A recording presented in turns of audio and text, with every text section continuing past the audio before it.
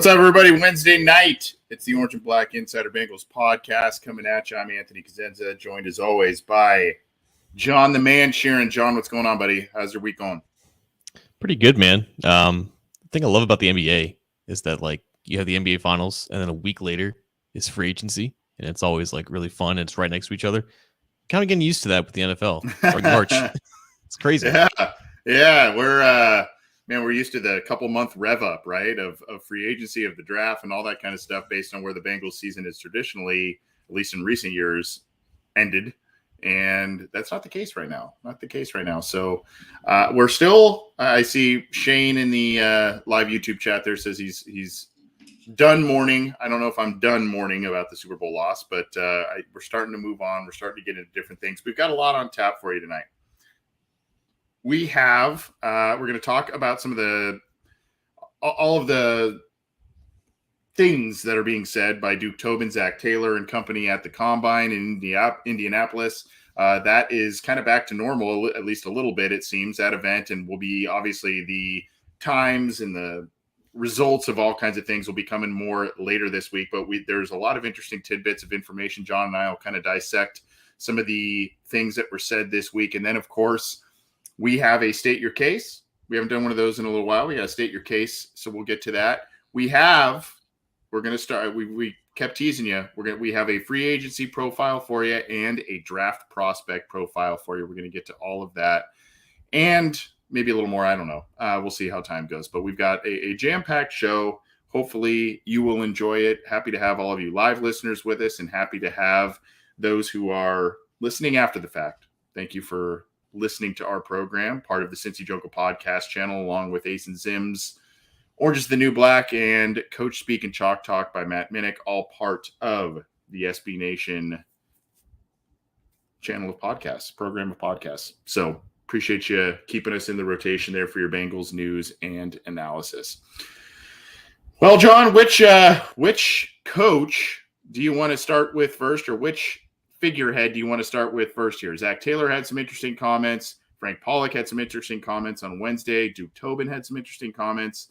Where would you like to start? You want to go top, bottom top? I don't know.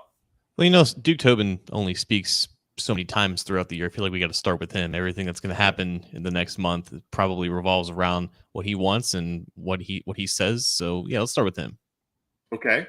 So Duke Tobin was kind of in front of the media, and one of the interesting things, this was on Tuesday, one of the interesting things he had said is that the Bengals will explore anything or do anything to potentially rehab the offensive line and get it into a better state than it has been and than it was last year, when we saw Joe Burrow take a massive amount of sacks, hits, etc. Even talking free agency, trades, and the draft. Does him being that candid about it, does that surprise you at all? Or do you think this is just kind of, he was going to say this kind of thing when he got in front of everybody? I don't really spend a lot of time predicting what he's going to say, but I think everyone at this point, if you're like a conscious human being who's also a Bengals fan, you know that this is just more or less substanceless information that they're saying, because they're just going through the motions. He's just saying the most classic things, and nothing really ever changes with what he says. I think if I were to really sit down and say, what would Duke Tobin say, knowing that he's going to get asked about the offensive line, of course, I would say the same exact thing as he did. And he said they were a top 10 offense, or I'm going to use we, because he was talking about the Bengals. We were a top 10 offense. We had a 4,000-yard quarterback. We had 2 1,000-yard receivers, a 1,000-yard running back. We made it to the Super Bowl with that offensive line. So yeah, the 70 sacks is a huge number that has to be improved upon, but he wasn't going to go up there and say, yeah, the offensive line just wasn't good. We didn't have the right players there. He's not going to throw those guys under the bus, because he's ultimately going to be trying to sign better guys to fill out the offensive line, but he doesn't want to have that reputation of saying, hey, if you're not good enough, I'm going to just badmouth you in front of reporters at the Combine. But of course, that's what every fan wants Duke Tobin to say. They want him to be as candid and as honest as possible, because that's substance, and you can translate that substance into future actions. But the future actions are going to come no matter what he says. what he was going to say though wasn't going to really mean a whole lot of anything. Ultimately, he built a team that made it to the Super Bowl, and despite that offensive line, like that is still the reality. That's still the truth. So every single year they want to get better, and they know that the offensive line is not good. But I really don't feel like what he said really means a whole lot in the whole grand scheme of things. He was just kind of defending the process and the personnel that got him there, but he knows that at least two of those spots had to be improved upon.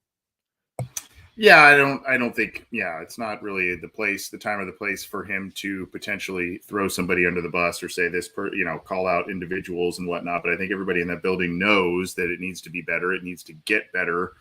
And really that was kind of, I mean, there were a lot of elements that you could point to in the Bengals loss in Super Bowl 56. But I mean, that was really the major area that was the difference. And especially in the second half of that football game. So, yeah, I mean, I wasn't surprised really with what he had to say. I guess the thing that surprised me a little bit was just kind of mentioning all possibilities, the trade. It's not just usually this time of year, it's free agency in the draft. And with this team, it's free agency in the draft and develop and all of that.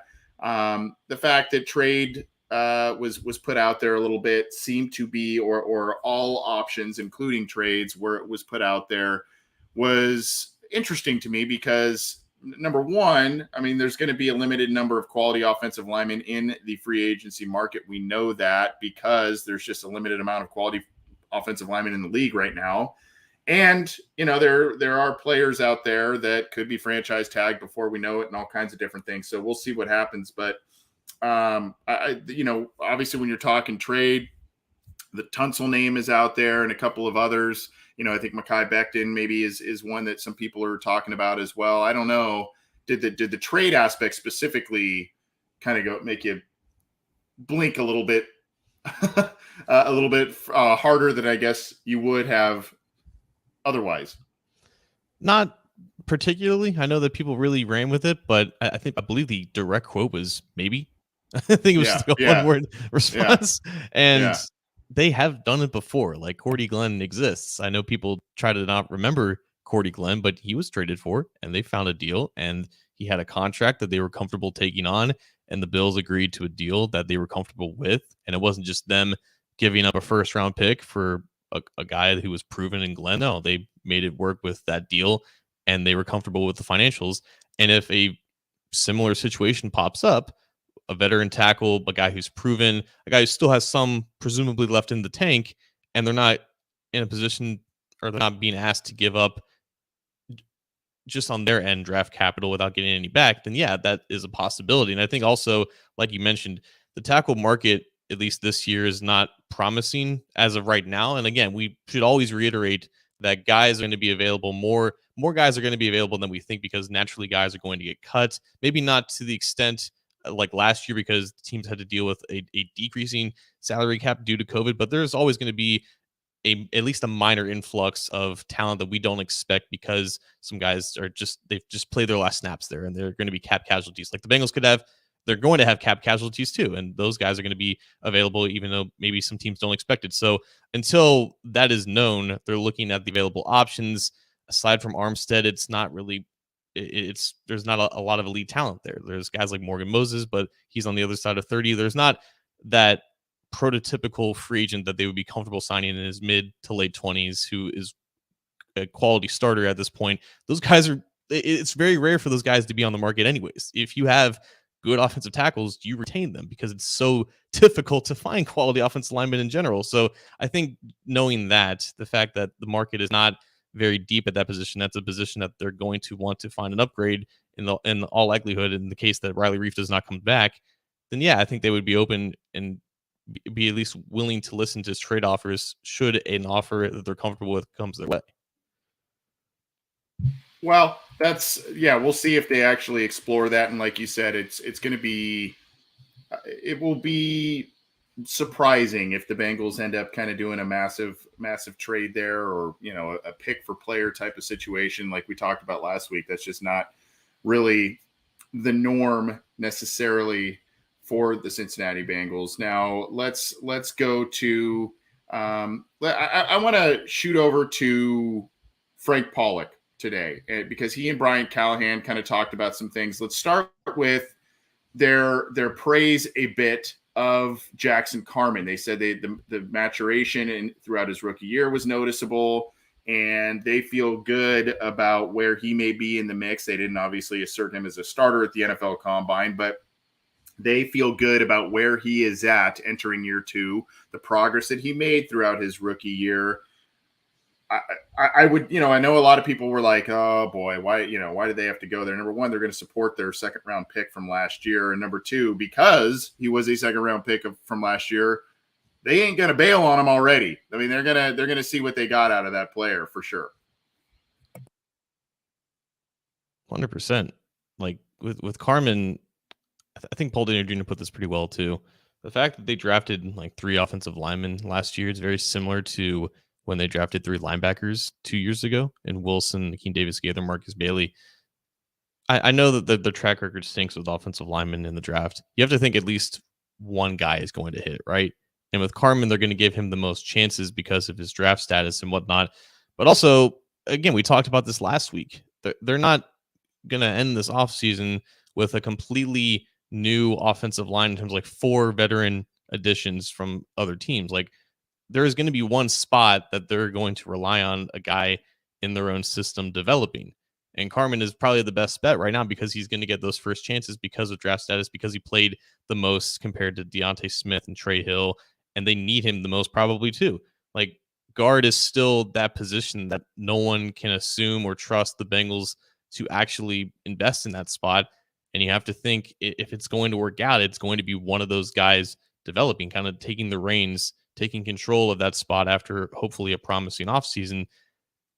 And obviously, there's the case of offensive lineman developing after year 1 going into year 2. The fact that Carman's still only 22 years old and he has playing experience that bodes well for him in theory, but it's not a given, right? It's all projection, and projection is very scary when you're dealing with a team that fails time and time again at developing players at this spot. So unfortunately, like we said last week, it's going to be one of these spots is going to be up to a young guy taking control and hopefully maximizing his potential as soon as possible, because they're not going to be willing to go out and fill all these spots with veteran guys. Like, maybe one of them is a high draft pick, right? And maybe he comes in and competes with a Carman. They have 3 offensive line coaches. One of them should be focused on pure development in terms of technique and stuff like that. Like, Carman is the best bet because of all of those factors. And it makes perfect sense why they want to support him now. But once obviously the pads are on and practice begins, like, it's go time. You got to put or shut up. Yeah, and it would seem that left guard potential. I mean, I know there's an opening at right guard, but it would seem that maybe left guard is one of the possible plans with Jackson Carman. It would not seem at this point in time that tackle is in their plans. It just seems like they want him in the inside at one of those guard spots. Another interesting quote. I wish we had the article. I think we're putting all these articles up on Cincy Jungle. But another interesting quote that Frank Pollock put out there is he wants leaders and he wants glass eaters. So you've got Paul Alexander, his predecessor from his first stint with the with the Bengals, talking about the whole it was the whole ketchup thing, right? And then you've got now Frank Pollock putting out this gem of a quote about wanting glass eaters, obviously talking about the nastiness and just guys who want to get in there and mix it up. I assume that's kind of what he was talking about with that, but they want to add some nastiness to the line for sure. Yeah, offensive line coaches, they're fun. They're fun guys to be around with. They know how to party. But it was interesting with what Pollock said about, I think James Rapine asked him, like, what do you look for in an offensive lineman when you're signing a guy or adding a guy? Listed all the qualities like athleticism, the ability to anchor, the ability to get to the second level. You got to be quick and everything, and all of that is nice. But I feel like we collectively we attach those quotes too often to then expectations, and then we're thinking, okay, which available free agents fits that description, right? The athletic guys who are also strong and can fit schematically with what the Bengals want to do. We cross out names that don't fit, and then we highlight names who do fit. And then we're like, okay, this is probably the guys that they're going to target. And then they never end up signing those guys because those guys, the guys that Pollock just described, they're the guys that get paid the most. If the biggest, most athletic guys who can do the most things as an offensive lineman, they get the big bucks. They get the big deals that unfortunately the Bengals don't like to give out. So then the Bengals, in some cases, they end up signing guys who you're thinking, yeah, they're not really scheme fits. They're not really the guys that fit the descriptions per what the coaches said that they want, because it's never, at the end of the day, it doesn't always come down to scheme fit. It just comes down to money. You got to buy these players. And I think a lot of those quotes that the coaches say, it matters more from the draft because you don't have to buy draft prospects. You just have to hope that they fall to that spot. And you can find a lot more of those guys in the draft in the later rounds because there's just a lot more that come out.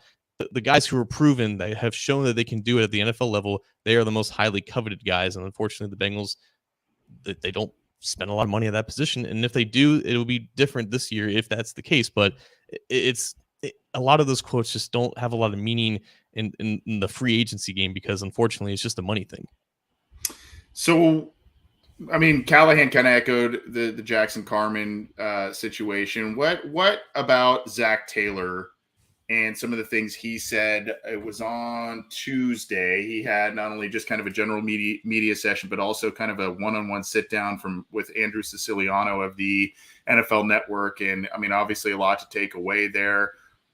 It seemed to me just kind of one of the major takeaways, and rightfully so. I guess I'm being just kind of obvious about this, but it seems to me that Zach Taylor is still very confident as to where this team is and the fact that they had an opportunity, obviously, to win the Super Bowl. They were very close in doing so this last year, but he's not anticipating a hangover. He's not anticipating this team sitting on its hands and resting on its laurels. He's thinking that there's going to be maybe a little bit of aggressiveness and they're going to build upon what they've got through all of these avenues we've discussed. That was kind of one of the takeaways I had. I don't know if there's some gems from him that you kind of hung on to and said, hey, that was kind of interesting from the head coach.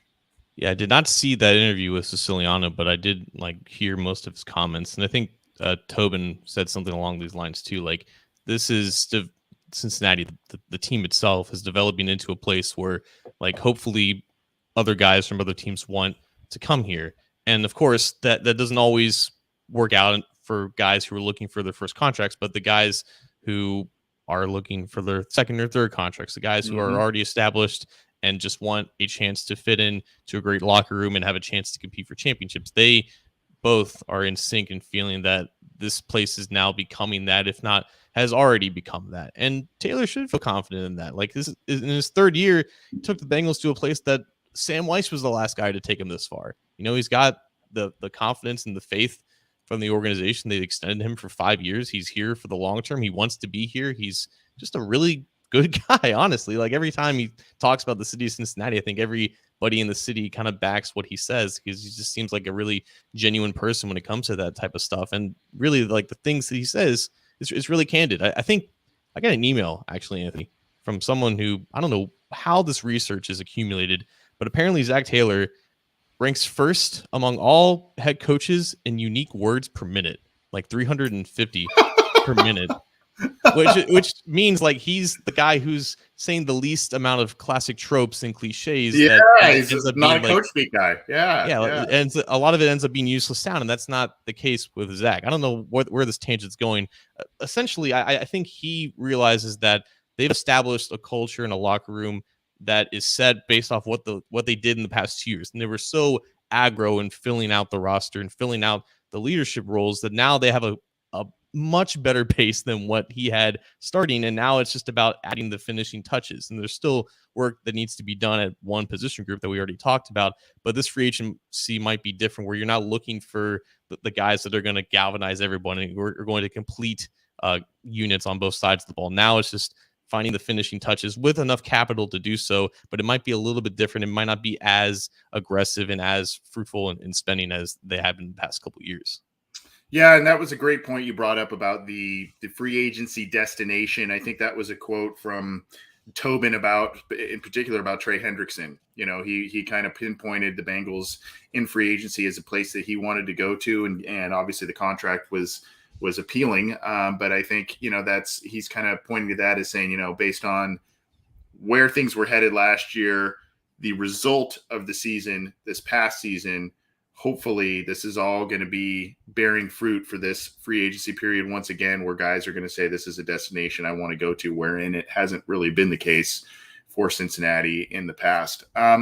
Outside of the combine, John, and there's a couple other pieces of information that we want to kind of go over before we get to the state your case there. Mr. Whisper with the generous super chat. What do you make of what Pac-Man said about Jensen? Now, I talked about this on the Happening Headlines Combine preview, day one preview type of thing yesterday. So I've kind of given my thoughts a little bit. And if you haven't listened to it, I don't know why you haven't. You got to go listen to it. But basically, I kind of had two schools of thought in terms of it was either, yeah, he's got some inside information and he's relaying that, or he was kind of looking at a PFF article based on the numbers that he put out there and just kind of reciting that as that's something that's going to happen, or maybe there's a bridging of those two. I would love to get your thoughts on that, John. He was 100% looking at the PFF projection. You think so? He read word for word, 3 years, 39 million. He didn't say the guaranteed amount, but that is literally the projection on PFF.com for their top 50 free agents and their projected destinations. That being said, I'm not going to outright dismiss the possibility of Adam Jones having a connection inside the Bengals. There's still the connection with Mike Brown, who has always been infatuated with Pac-Man. I think that there's an avenue where he could have learned this information, or at least something to that extent about interest between Jensen and the Bengals.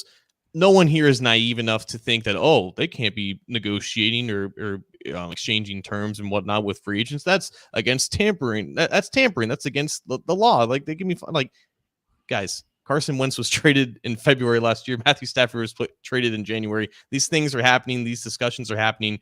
Agents are getting details about what the potential markets for their clients are going to be. People within the organizations talk. Nothing that is obviously official. I don't think there is an actual offer for Ryan Jensen to basically sign in a week and a half's time when legal tampering begins. But I think that there could be mutual interest between people within the Bengals organization and people in Ryan Jensen's camp. Jensen is obviously looking for one last contract. He's looking for a place where he can potentially win.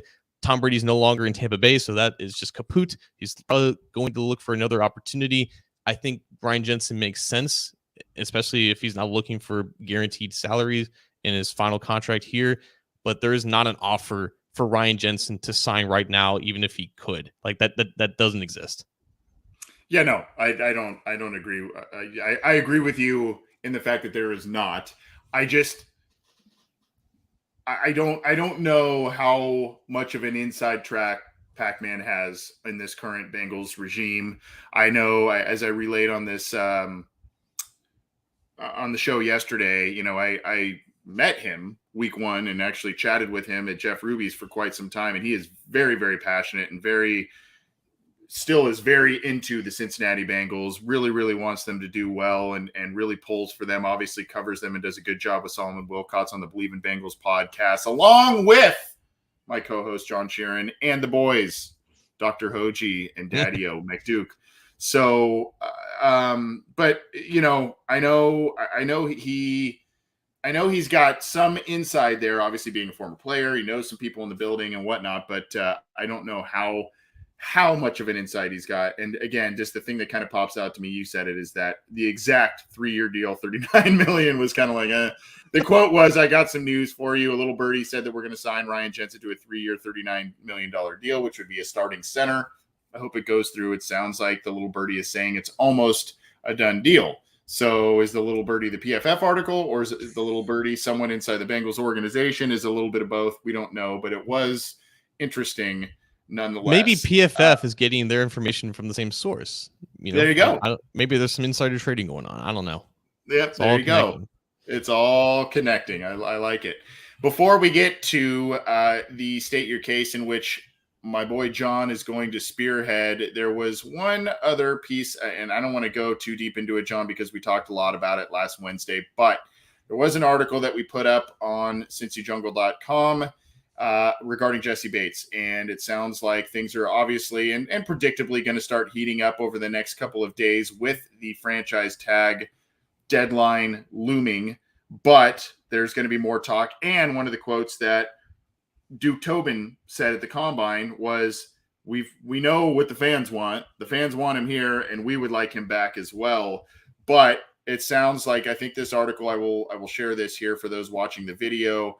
This was shared this morning on Wednesday morning, basically talking about how the contract negotiations could be gaining steam in the next couple of days.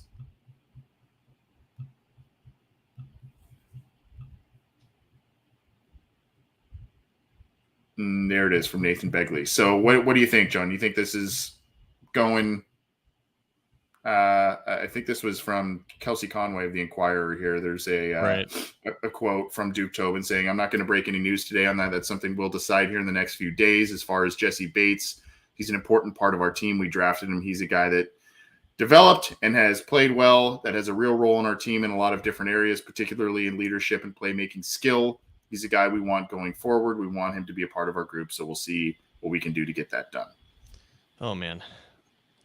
You could replace Jesse Bates' name with a lot of other former Bengals or current Bengals, and it's the same exact thing. It's draft, develop, retain. And in some cases, it's not retain for all the same reasons. Money.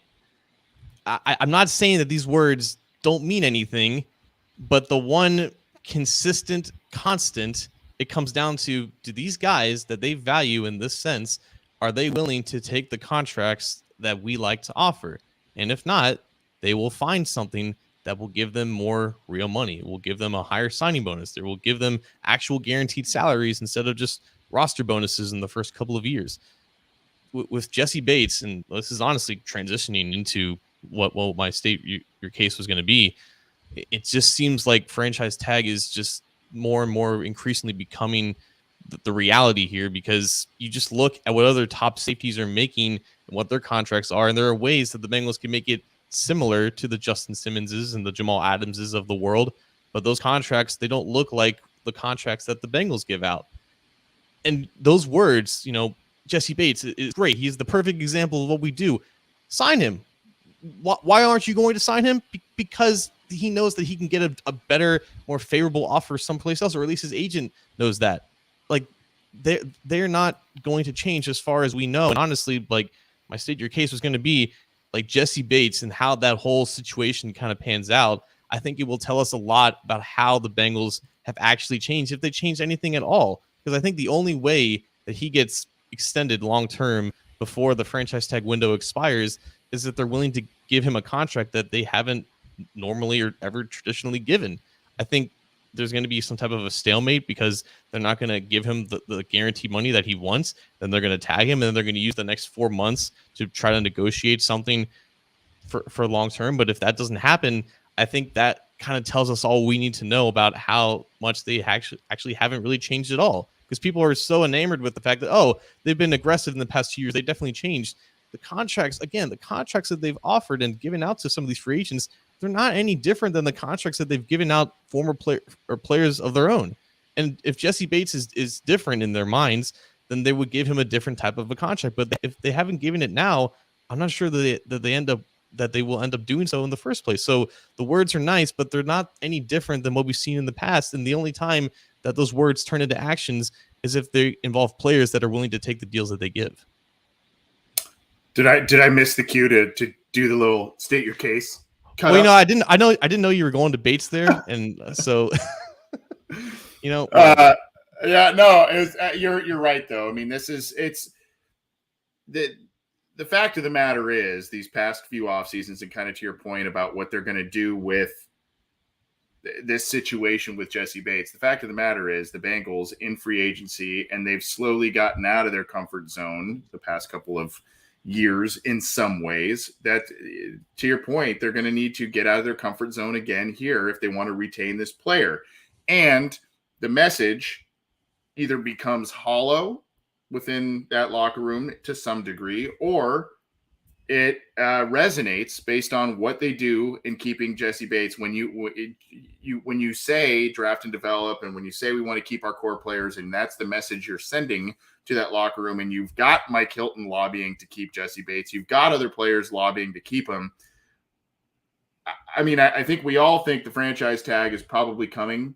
I mean, unless there's some sort of surprise either way, I think the franchise tag is what we're thinking of coming is coming here. But if you don't, whether it's long term or for some reason you don't franchise tag the player, if you don't do either of those, I think your message rings kind of hollow in that locker room, and it's a locker room that is really galvanized and really come together under Zach Taylor, and players notice this kind of thing. So I feel like if you're going to say these types of things, like you said, if you're going to have that kind of record on repeat, you got to kind of come through with it, and it may take them coming out of their comfort zone in some ways to get this deal done if it's a long-term deal.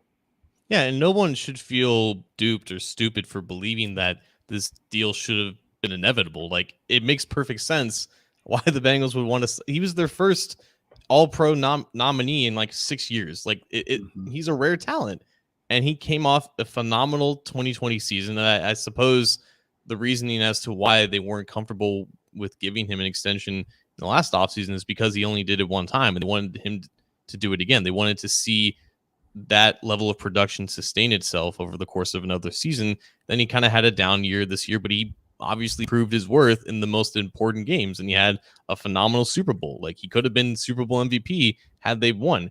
So in their mind, I think they see Jesse Bates as this truly elite safety, and it's just a matter of how do they value that? Do they value that any differently than what they did back in the summer? And if that's the case, then maybe they can come to a deal. But if not, if they're not going to budge on this, then yeah, they can say whatever they want about Jesse Bates, the person, the player, but money talks. And ultimately the deal is probably going to have to look different than what they've traditionally offered. But I could be wrong. I could eat my words here in the next week and a half, and he could take a deal that they're comfortable with, and he could potentially be sacrificing tens of millions of guaranteed salaries in the process because the other top safeties have taken those types of deals. And I could be completely wrong, but at this point, I don't feel like I'm going to be. By a different deal than they are accustomed to, I just want to be clear. You're talking about the guaranteed money aspect, yes, or is it paying that position, or kind of just all of these little nuances that we're talking about? I don't think it's necessarily the position. Like, I think there's similarities in regards to like safety and guard in their mind. Like, you could just look at the top contracts that they've given out. Like, Clint Bowling is still their highest paid guard in history, like 5 years or $5 million per year. George Iloka got like $5 million a year. I think Reggie Nelson got something similar. So there are similarities, but the contract, just the average annual value, the total money, it's very much in line to what Trey Hendrickson got. It's very much in line to what Geno Atkins and AJ Green got. It's in that $15-16 million range. And I think that is a number that they're comfortable with. But again, it's how you get to that number, right? It's how much of those millions are legit. How much is he going to get? And it's such an antiquated thing. Like, they're not going to cut him. The salaries might as well be guaranteed. And I just don't understand why they don't do it. It doesn't make any sense. Yeah. I mean, especially when you see a lot of teams just structuring things that way. But, I know there's probably an underlying eye roll and chuckle that comes with what as a response to what I'm going to say here. But I mean, the Bengals are never, ever in salary cap trouble. And there's a reason for that. And when you see teams get in salary cap trouble, it can be cumbersome to get out of that for years, not just 1 year. And all of a sudden you're saying goodbye to some quality players that you don't really want to see leave. So, the Bengals, to their credit, I know some people will probably use a different term for it, but they are never in salary cap hell. And there's a reason for that. But this is the time now when your star quarterback is on his rookie contract, your star wide receivers are on their rookie contracts. You need to maximize some of the capital, and you need to probably shell out some money that you are not accustomed to shelling out, because you are set up well for the next few years, both as a roster talent standpoint, but also from a financial and salary cap standpoint. Pretty much. And if they are going to franchise tag him, there's an assumption to be made that that's going to be slightly more expensive from a salary cap perspective compared to if they extend him. I think in the past couple of years, they haven't really front loaded their deals like they did with Geno and Dunlap. They haven't really backloaded them either, but the first year cap hits are typically a little bit smaller compared to the cap hits for the remainder of the deals, and a little bit less than the average annual value ends up to be. So the projected franchise tag for a safety is about $13 million, and the projected cap space that they could save by cutting Trey Waynes and Trey Hopkins is about 16. So they could, in theory, just pay Jesse Bates in terms of the cap by just eliminating two of the guys that they're most likely to cut, but it's not really going to give them a lot more flexibility in comparison to if they just extended him. Yeah. Anything else on your state your case to put a bow on it with Jesse Bates? I know that is the hot topic, and we're going to have some form of a resolution to it, good, bad, or otherwise, in about a couple of weeks here, if not sooner. But I don't know what kind of bow you want to wrap on this thing. Well, hell, we can just call our shots now because I think the deadline is in exactly a week. So I think that by the next time we do this show, there will be a decision to be made on Jesse Bates. So I'm going to say that he does get tagged, and it's possible that he gets extended before the July 15th deadline, but I don't think he gets extended within the next week. What do you got? I think franchise tag, and I think this is going to drag out. And unfortunately, I hate to be pessimistic, but I think this is going to drag out. I don't know that they're going to get something done in the summer. I think this is just going to be out of their wheelhouse a little too much, unless Bates does, it does him a little bit of a favor, or the Bengals somehow crawl out of it. But I think we're going to be in this same boat next year. And obviously, I don't think franchise tag 2 years in a row is going to it's going to be a thing for Bates. So I'd like to see them extend him, but I see a franchise tag with maybe some issues with contract negotiations going forward personally. Yeah, and I think Bates is on record for saying he doesn't want to be tagged. Like every player rightfully would want to be tagged. There's no long-term security there, but like I don't think he's going to hold out or not play under the tag. That's still $13 million that he can make. It's just that he may not show up for workouts and whatnot. And if that's the case, then that's fine. That's completely within his right in order to preserve his body and to maybe increase his leverage for negotiations over the summer. So whatever he does, fans should support him. He's a phenomenal person. He's a phenomenal player, and he deserves every single million that he will eventually make. Yep. Everybody wants him back. And I don't think, I used to be the guy that used to be, frowned down a little bit on these guys that don't show up for workouts on the franchise tag or what have you. But when you think about long-term stuff and how quickly your career can change, even in an injury in a practice, a useless practice, you kind of see why some of these guys do the things that they do to protect themselves, especially for the long term. But good stuff with Jesse Bates on the State Your Case. And now I've got the clip for you, John.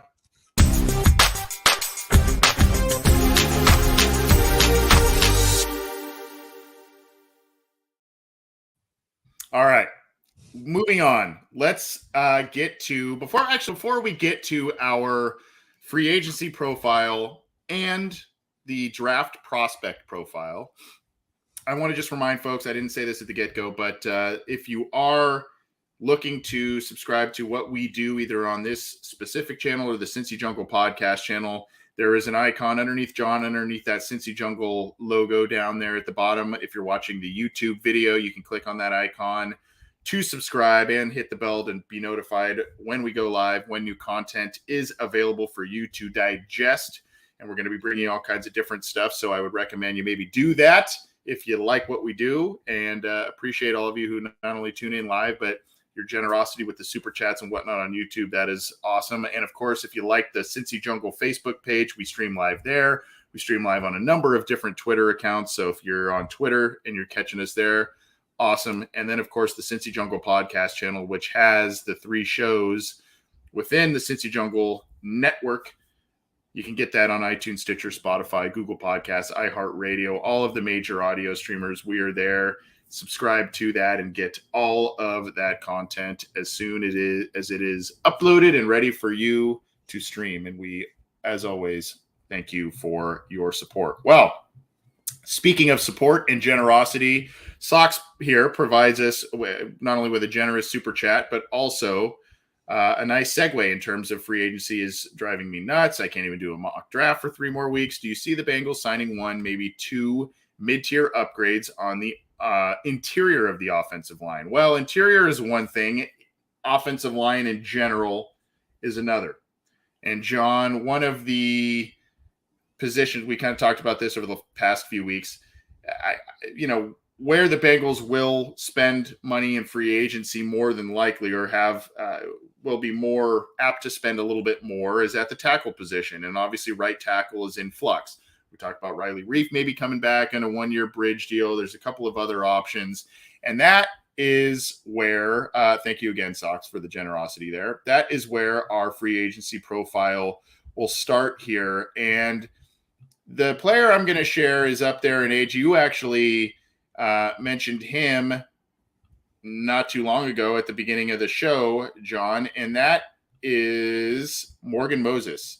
Morgan Moses is a guy who was formerly with Washington, had a couple of nice years there, and had a bridge year with the Jets here in 21. He actually was not going to start for the team, really. George Fant was going to be the right tackle, starting right tackle, and then you've got Mekhi Becton. Becton gets hurt in the first game, and lo and behold, then they put Fant to left tackle, and you've got Moses over at right tackle, and he played pretty well. You see the PFF score there, 71 overall for the year. He's entering his ninth season, though, John, and to your point, he is, I think he's currently 31 years old, so we've got, here's the pros, positional need, experience, and he's been a solid pro throughout his career for the most part. Maybe relatively affordable because he took a rental deal last year and he's up there in age. Scheme fit with the wide zone. That's what they ran last year. And then, of course, you're talking about the age and short term being a con. He had an injury that they thought may have required surgery, but did not in the season finale. So that's good. So, I mean, there's some pros and cons with him. I think he would be a little bit, if we're talking short term with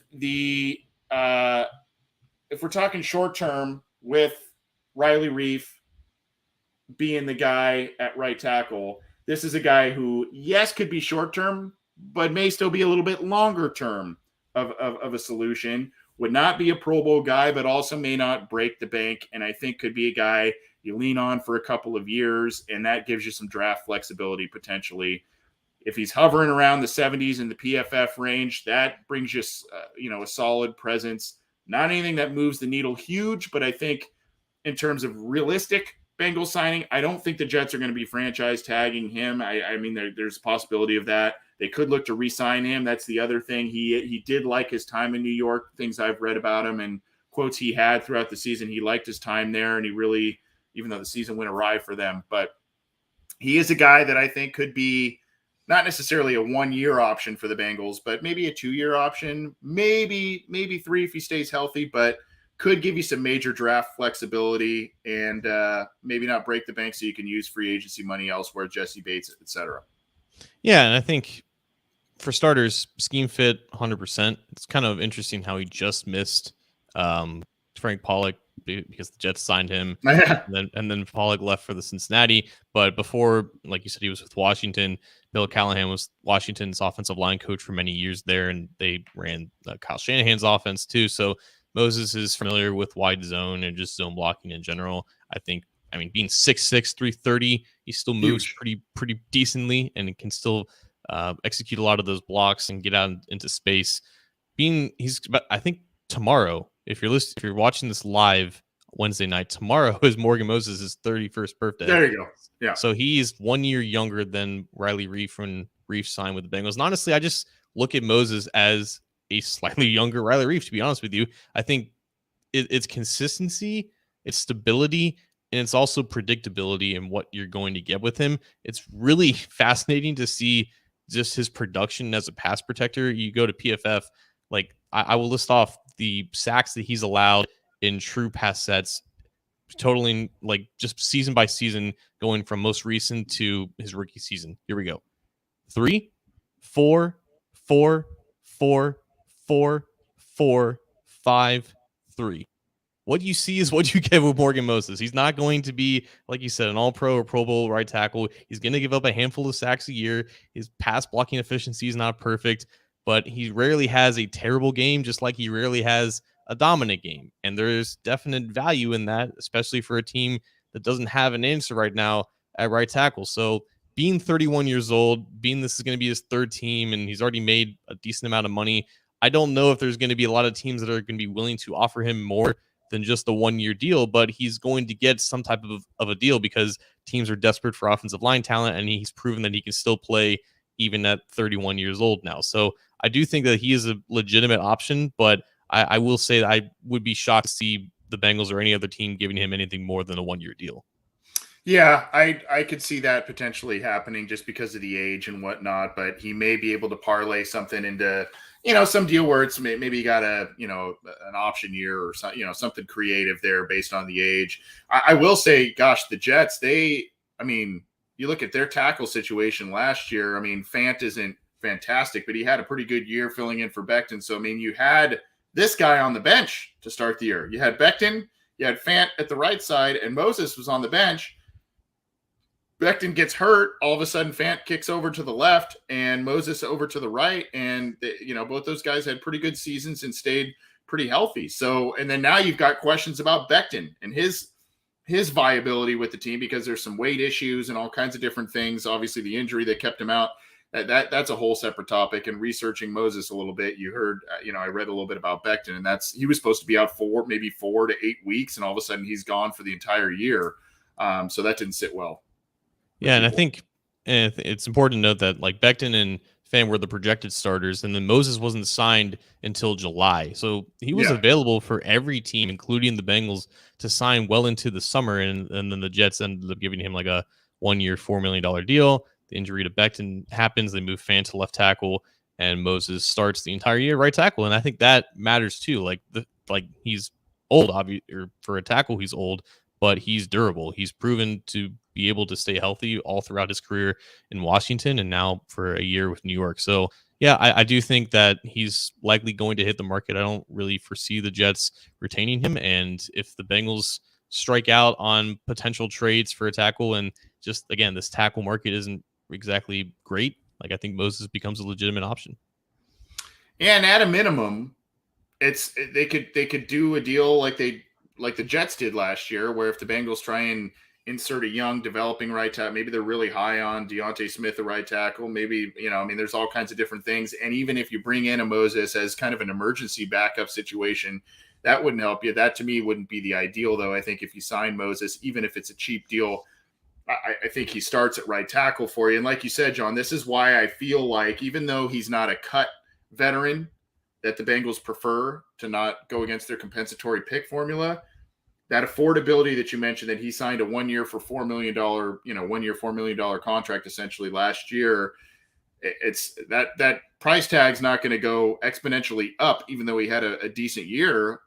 He's a year older. So I think from an affordability standpoint, it just makes a lot of sense, even if it's not, a Laramie Tunsil and moving Jonah over and doing all this kind of stuff that may really excite some people. I think this would be a sound and quietly savvy move for the team. 100%. And shout out to Joe Bradley and Brian McHugh in the comments, are listening from overseas in UK and Scotland. But guys, it's still Wednesday in Paul Brown Stadium, and that's the official time that we're going with the channel. So still Wednesday here. There you go. Thanks for listening from abroad, though. That's pretty awesome that we've got some listeners in Europe. That's pretty awesome. They're staying up at 2:30 in the morning to listen to us. Like, how crazy is that? I know. That's dedication. That's dedication. We appreciate stupidity, maybe, but teach their well, that's the free agent profile there, talking a little bit about Morgan Moses as a potential target for the Bengals. Now, we've got a draft profile as well for you to close up some things. And John, kind of back to Sox's question about, and it's kind of going the other way with it. I'll repin it here, talking about free agency and mock drafts and whatnot. Do you think the Bengals will sign upgrades on the interior of the offensive line? Well, maybe. I hope they get the guy instead of a guy.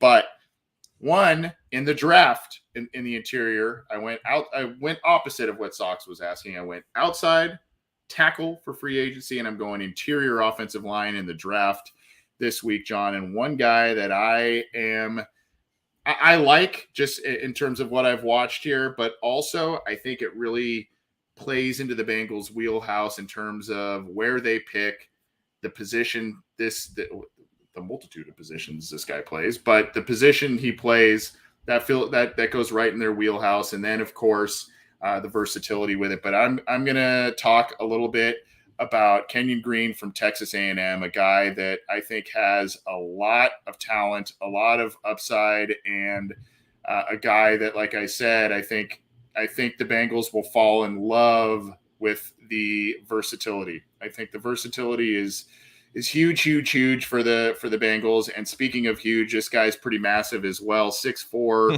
about 325, 328, depending on who you ask, and moves very well. I will share some. I don't want to get copyright stuff on YouTube, so I'm going to share some tweeted videos and make sure I credit those people there. But this guy, a lot of people like him. Like I said, 6'4", 325. He's just finished his junior year. Offensive guard.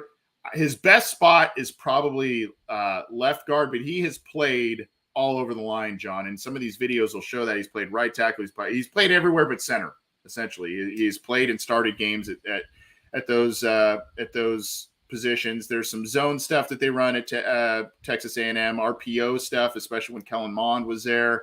And then, of course, there's just an overall pro-style offense with Jimbo Fisher there. Technique is pretty sound. The versatility is huge. The Bengals like to kill multiple birds with one stone there on the offensive line. Just a lot to like about this kid, especially, John, with the versatility and the ability potentially to play multiple positions on the offensive line. Again, and I'll show some clips here in just a second. I think where he's best is at that left guard spot, but I think this is a guy. I know there's a lot of talk of Zion Johnson. There's a lot of talk of Linderbaum as just the center. I know this kid doesn't play center, but it's kind of, to me, he's a higher ceiling. Do you remember Clint Bowling when he came out at Georgia? He played all over that line, and that's what this kid did. And I mean, there's some spots where he struggled and played worse at other spots, but I like this kid. Yeah, I'll surely have to watch him at some point. But I have heard of his name just watching the SEC in the fall, and then at some parts of now draft season, I have heard his name be thrown around in that late first round area projection. I think I'm looking at like Lance Zierlein's write up about him. He's comparing him to the player, Richie Incognito, hopefully not the person, but yeah, right. 6'4", 330. I mean, that's a guard. Like, I think, like you said, he played tackle at some point. I think we have a quote here from an anonymous AFC scout, quote, "Most of his bad reps were when he was playing tackle this year when guys were hurt. His guard tape is first round for me." And I think that is an interesting topic and debate as well. Like, the Bengals drafted Kevin Zeiler at the end of the first round in 2012. Like, they drafted Eric Steinbach, I believe, at like the 31st pick, or maybe it was like the top of the second round. First pick of the second round, yep. Yeah. So the range for the Bengals picking a guard here, it makes total sense. And there might be pushback or animosity from the fans, like, oh, you're going to wait to find a starting guard in the draft. Like, you don't know if this guy is going to be here. You don't know who is going to be available in the draft. It's really risky to play that waiting game. But that's entirely a possibility. Like, there's an entirely likely scenario that they go out and get like a Bradley Bozeman or Ryan Jensen at center. They go out and get like a Morgan Moses at tackle. We know they like to pay tackles. We know that they're at least interested in at least one of those centers. It's entirely possible that they go into the draft at least solving tackle and center for this year, and then looking for a guard in the early parts of the draft, because there's precedent for them drafting that spot. And I think Kenyon Green, specifically, that kind of prospect makes a lot of sense for them. Obviously, he's played tremendous competition in the SEC. He seems really pro-ready. Just, he's already built for blocking in the AFC North, if you will. And I think a lot of things make sense here. All SEC, first team All SEC, first team All American this past season, second team for both the year prior.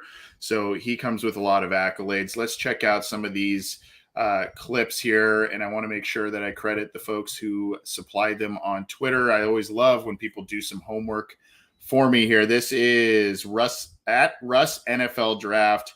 Here he is on this play here. Let's check him out. He's the left guard, number 55 on this one.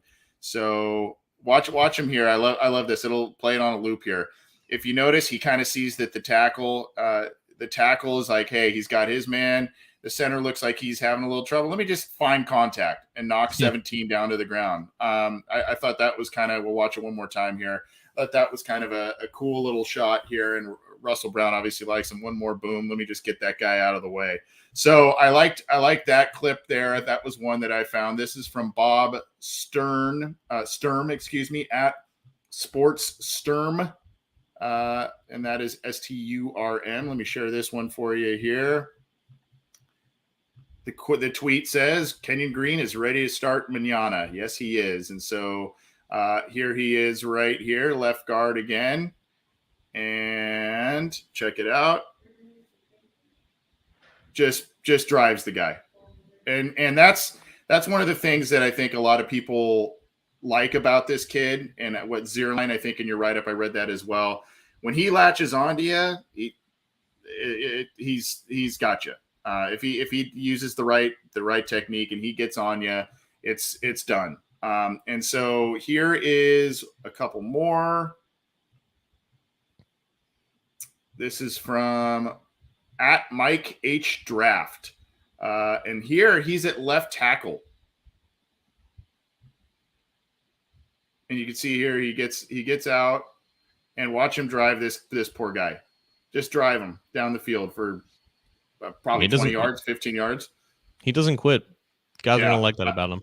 Yeah, I mean, here he is again. Just you can kind of see it at the corner and just driving that smaller player just out of the picture there.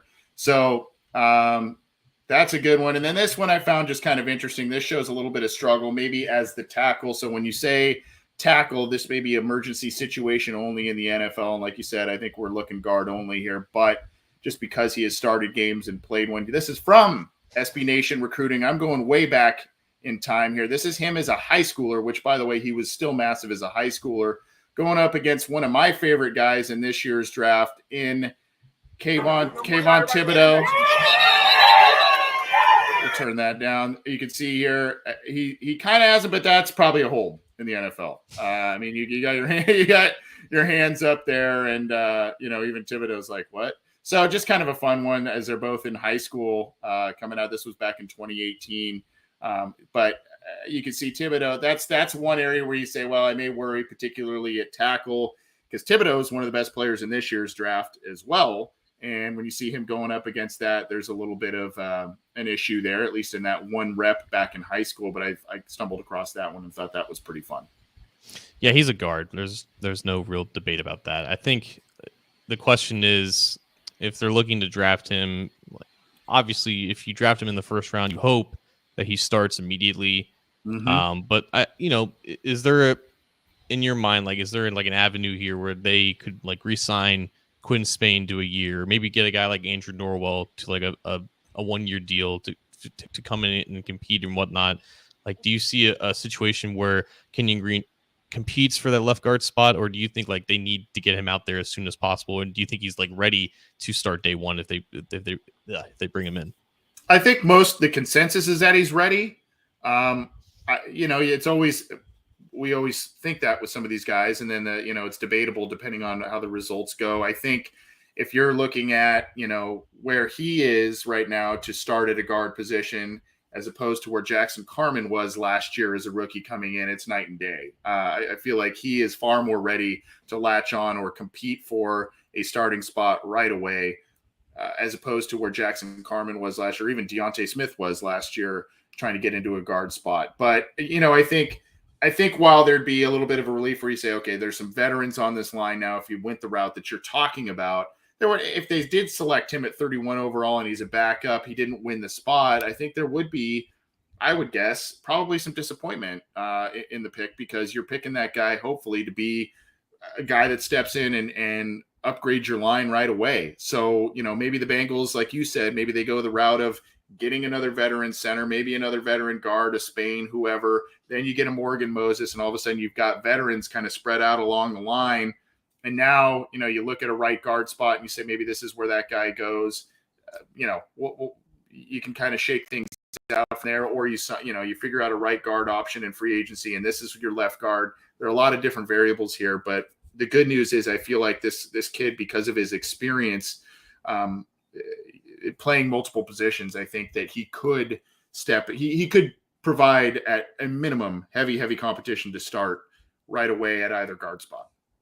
Yeah, you need guys like him, Dan the Man. Aren't you looking for your first round pick to start year one? Well, ideally, you don't want a lot of your rookies playing because your team is already pretty good. But if they pick an offensive lineman in the first round with the current group that they have, odds are he's probably in position to start. And then Brian McHugh, again, our friend from overseas, the talk is that the Bengals are just going to see who is available at 31. And I would probably say that's going to be the case. I think I saw someone that I follow on Twitter, he put up a mock and he had the Bengals trading up for Kenyon Green with like the Dallas Cowboys at 24. And that's just not something that we can expect the Bengals to ever do. I think in this particular draft, in this case, picking 31st, they're in a great spot to potentially trade out of the first round, if anything, if they do a deal. But the positions that are going to be ripe for the taking at that spot, I think that lines up really well with what the Bengals are ultimately going to need, like a cornerback or in this case, an offensive guard. So we still have a lot of time left between now and the NFL draft, and we will surely cover more draft prospects with draft profiles like the one that Anthony just did with Kenyon Green. Yeah, that's interesting how you talked about trading up. I mean, if you look at the Kevin Zeitler pick, what did they do that draft? They had David DeCastro sitting right there for him. What did they do?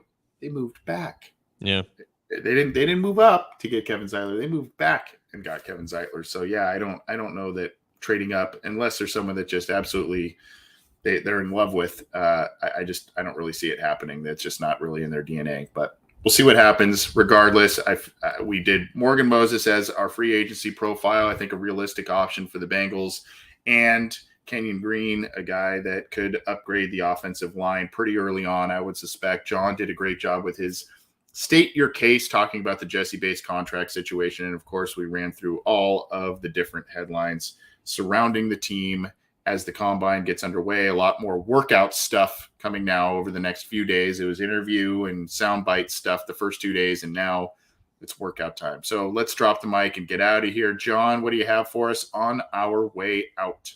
Oh man, it's combine week, man. It's the return of the combine. We haven't had a combine since Joe Burrow was asked if he actually wants to play in Cincinnati.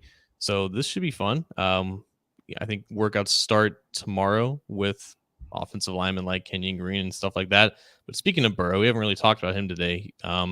Zach Taylor did say that he is opting to rest his knee. He's playing golf with Devin Booker and Sam Hubbard and his OSU boys, but he's just taking it easy, keeping that knee fresh. He's not going to opt for surgery for what is just being called like a knee sprain. I did get an email, though, from a retired MD who graduated from LSU in 1982. I'm going to keep her name anonymous, but she reached out to me in hopes that I reach out to Joe Burrow's training staff and the Bengals training staff about a potentially, let's call it helpful way to rehab an injured knee. Quote, I'm a retired LSU MD, class of 1982. I had a hyperextended knee about 5 months ahead of Joe's original injury, meaning the torn ACL. Of course, I didn't have 800 pounds of players twisting my leg, but I did find that rest, rehab, and most importantly, in all caps, injections of dehydrated placental tissue and amniotic fluid did more for me than anything, in all caps. The trade name that was given to me was AmnioFix. So before I forward this to Nick Cosger or anyone in the Bengals, does anyone in the comment section know if this is actually legit? I would like to believe this woman. I think she is a legitimate doctor or retired doctor. But before I make a fool of myself with the Bengals front office, I would like confirmation that this is actually something worthwhile. So if anyone in the comments wants to reach out to me and confirm this email I was given, that would be very helpful. Thank you. Yeah, I'm a dummy, so I wish I could tell you. I wish I could tell you I don't have any thoughts on that. Unfortunately, I am not a scientific mind, and I don't want to misquote or say anything like that. But I know that there's, if I remember correctly, though, there was an injury that the late great Kobe Bryant suffered. I think it was a knee injury or something like that, and he was going. This was years ago, though. He was going like to, I want to say, Sweden or some of these Scandinavian countries to have some form of an infusion or some sort of a treatment. If I remember correctly, I don't want to. His wife is Swedish, right? Yeah.